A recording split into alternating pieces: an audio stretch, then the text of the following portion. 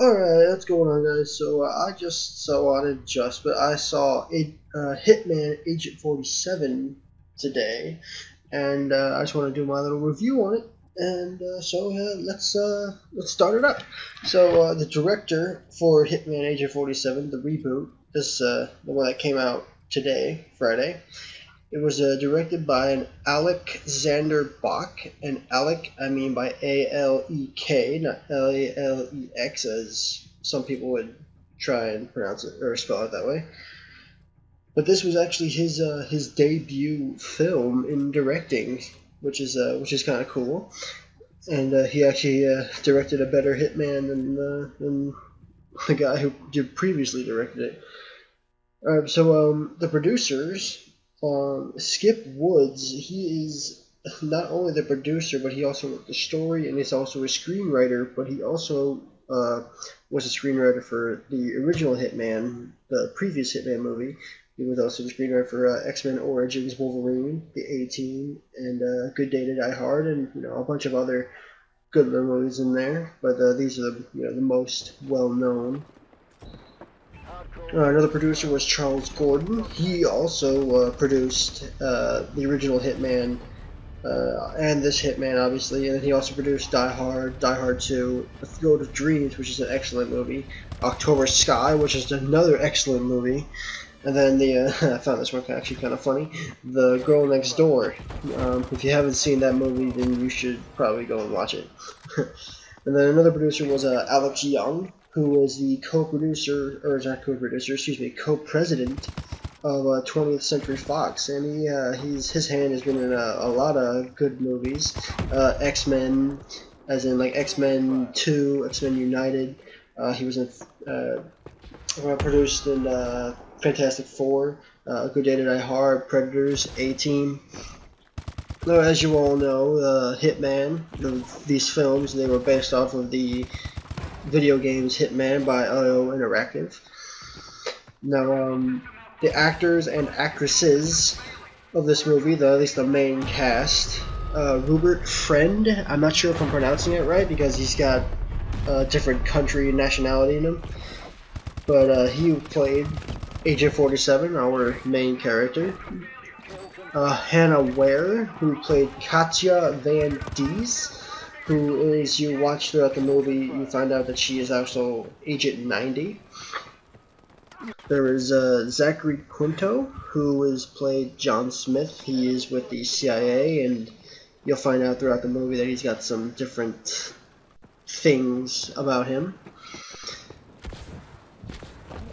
And just so you know, some of these actors and actresses, like a Rupert Friend and Hannah Ware, I'm not entirely sure on who they were, so I don't know what movies they've previously been in, but Zachary Quinto, I can tell you, has been on TV, before film, and I believe one of his first films was, I was about to say South Park, Star Trek. He played Spock in both the first Star Trek and then the second Star Trek, I believe it was Age of Darkness, or something of Darkness. Now there's Kieran Hines, who played Dr. Litvenko, who was the creator of the agency and the agents, and is also Katya's father. He's actually the one that I recognized the most throughout the movie because he played Lara Croft, he was in Lara Croft, the Tomb Raider. Cradle of Life, he was one of the main antagonists. He also played in Harry Potter Deadly Hallows Part 2, and he was also the antagonist in Ghost Rider Spirit of Vengeance as Mephistopheles, I believe it's pronounced. Now, Diana does make an appearance in this movie, and she is played by, I'm not sure if I'm pronouncing this right either, but it's Angela Baby. I'll show a little text in the video to show you how it's actually spelled. But yeah, she does make an appearance. And then there's Thomas Kretschmann, who is one of the main antagonists. Zachary Quinto was as John Smith was also one of the antagonists. But Thomas Kretschmann, he plays Leclerc, who is the chairman of an organization called Syndicate International. Who is basically, he as the chairman of this organization, is trying to create an army of agents, and I'm not going to spoil the rest of the story for you, but that's his main role in the movie. Now, what I thought about this movie, obviously, I think from my tone and voice, I thought it was much better than the first movie. With, I don't even know his first name, but his last name was like Oliphant or something like that. But anyways, I did think it was better than the first one. It still lacked in a few areas, at least with the story, but then I do have to admit that I have actually not played all Hitman games. The main one that I really put my hand in is Absolution. But so if this movie is actually based on one of the games and has a good like storyline to it, then please let me know.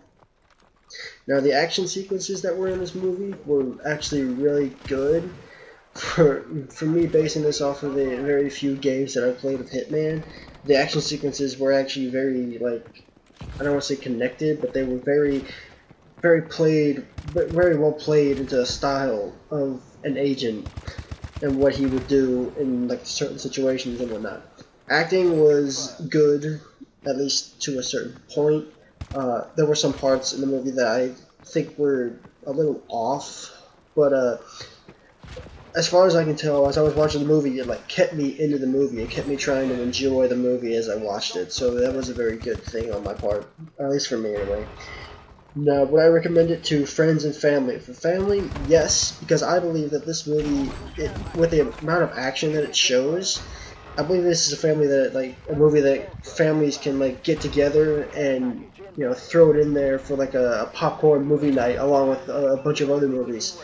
It doesn't like go over the edge to make any family member like not want to see it for a movie night. Now, for friends, I would also say yes, due to the fact that most of my friends, with this day and age and the technology that's out right now, video games are, I don't want to say a big part of their life, but they do play a lot of video games. And one of the few video games that they play, or have played, is the Hitman. And so if I was to tell them to go see it, and they still have the opinion like, oh man, this movie is probably going to be that good because of the last one, I would say don't judge the I'm gonna say don't judge the book by its cover, which is the analogy I'm going for, but I'm trying to connect it to the movies. Like, don't judge the movie by its poster. Just because of its previous film, don't compare the two. Do not compare the two. Just go. I would tell them to go watch the movie and block your opinion of the previous movie and just focus on the reboot, on what's actually being showed to you in the theater. Now, other than that, I really have nothing else to say about the movie. Again, I did think it was better than the reboot. It was very enjoyable. Good action sequences. Again, acting was a little off, but it's fine with me. The only time I really consider acting to need to be really good is during true story movies. If the acting's superb in that, then the movie's awesome. But other than that, thanks for watching. If you did, hit the like button, subscribe, and I'll have some more reviews up as soon as possible. So, thanks guys.